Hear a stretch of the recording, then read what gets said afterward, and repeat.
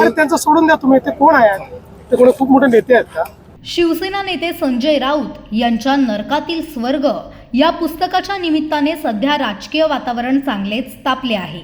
संजय राऊत यांनी या पुस्तकाच्या निमित्ताने पंतप्रधान नरेंद्र मोदी तसेच केंद्रीय गृहमंत्री अमित शहा यांच्याबाबत गौप्यस्फोट करणारे प्रसंग लिहिले आहेत. या पुस्तकाचे आज प्रकाशन होत आहे, मात्र त्याआधीच पुस्तकावरून आरोप प्रत्यारोप होत आहेत. राऊत यांचे पुस्तक म्हणजे रम्य कथा कादंबरी आहे, हे तर बालवाङ्मय आहे, अशी टीका मुख्यमंत्र्यांनी केली होती. तर भाजप नेते सुधीर मुनगंटीवार यांनी देखील राऊत यांच्या या पुस्तकाची हेटाळणी केली आहे. मी कादंबऱ्या वाचणं कधीच सोडलेलं आहे. कथा कादंबऱ्या आणि बालवाङ्मय वाचायचं माझं वय राहिलेलं नाही, त्याच्यामुळे असल्या गोष्टी मी वाचत नाही. त्यांनी असंही म्हटलंय की अरे त्यांचं सोडून द्या तुम्ही, ते कोण आहेत? ते कोणी खूप मोठे नेते आहेत का? सर, संजय राऊतची पुस्तक लॉन्च करताय. या पुस्तकामध्ये त्यांनी एक कादंबरी लॉन्च केली आहे, सनसनाटी निर्माण करायची. टीव्हीच्या बातम्यांमध्ये सध्या कमी जागे होते, त्या बातम्यांमध्ये त्यांचा फोटो वारंवार दिसावा यासाठी स्वतःला महाभारताच्या संजयच्या बरोबरीने ज्या गोष्टी कोणीही पाहू शकत नाही, घाम कधी आला, टॅक्सीमध्ये कधी बसले, अशा गोष्टी ते करतात.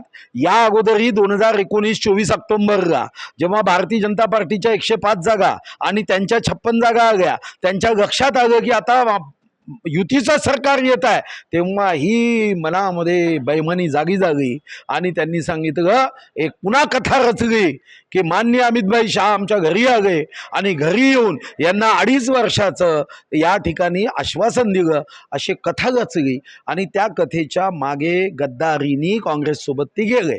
आता नवीन कथा करता एवढंच आहे, आपली योग्यता काय, आपली पात्रता काय हे न बघता आता महामहिम न्यायमूर्तींवर सुद्धा ते आरोप करायला लागले.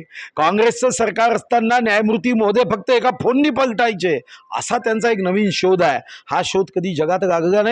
मी तर म्हणतो सुप्रीम कोर्टाच्या आदरणीय न्यायमूर्ती महोदयांनी नोंद घ्यावी की असं पुस्तक लिहून न्याय व्यवस्थेसंदर्भात प्रश्न उपस्थित केला जात असेल तर कोणताही पुरावा नसताना अशा अर्थहीन गोष्टी घेऊन एकूणच अमृत महोत्सवी वर्षाच्या नंतर या देशाच्या लोकशाहीमध्ये असणाऱ्या महत्त्वपूर्ण संस्थेबद्दल जर शंका निर्माण केली जात असेल तर न्यायमूर्ती महोदयांनी आपल्या कायद्याच्या चौकटीत याची नोंद घेतलीच पाहिजे. विधान परिषदेच्या उपसभापती आणि संजय राऊत यांच्या पूर्वश्रमीच्या शिवसेनेतल्या सहकारी नीलम गोऱ्हे यांनी देखील या पुस्तकावरून संजय राऊत यांना चांगलेच फटकारले. राऊत हे सत्याग्रह किंवा आंदोलन केलं म्हणून नाही, तर पत्राचाळीतल्या पैशांमध्ये अफरातफर आणि मनी लॉन्ड्रिंग संदर्भात जेलमध्ये गेले होते. तसेच राऊत यांनी स्वप्ना पाटकर या साक्षीदारावर दबाव टाकण्याचा प्रयत्न केला, त्यांना शिव्या दिल्या.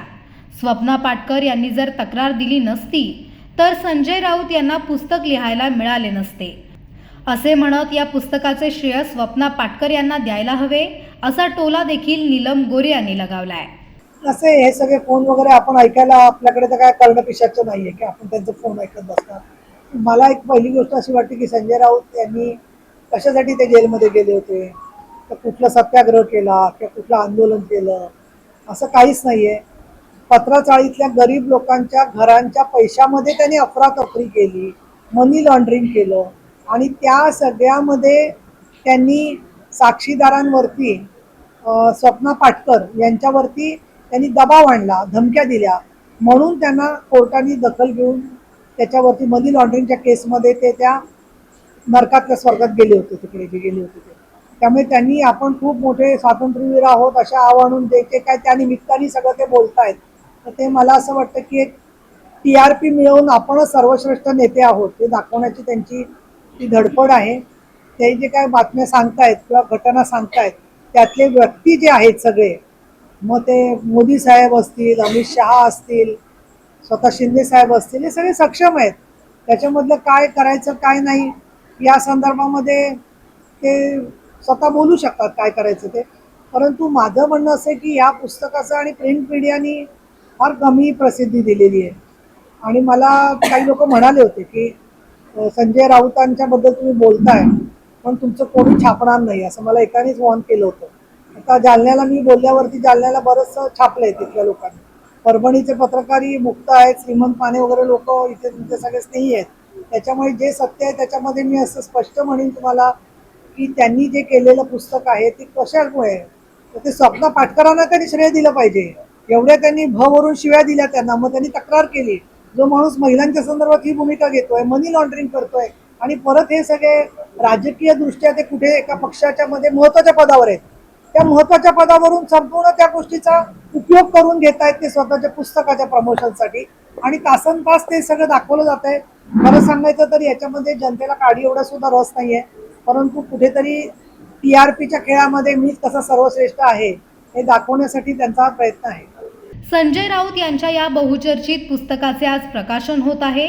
मात्र प्रकाशनापूर्वीच नरकातील स्वर्गाने चांगलीच हाईप घेतली आहे.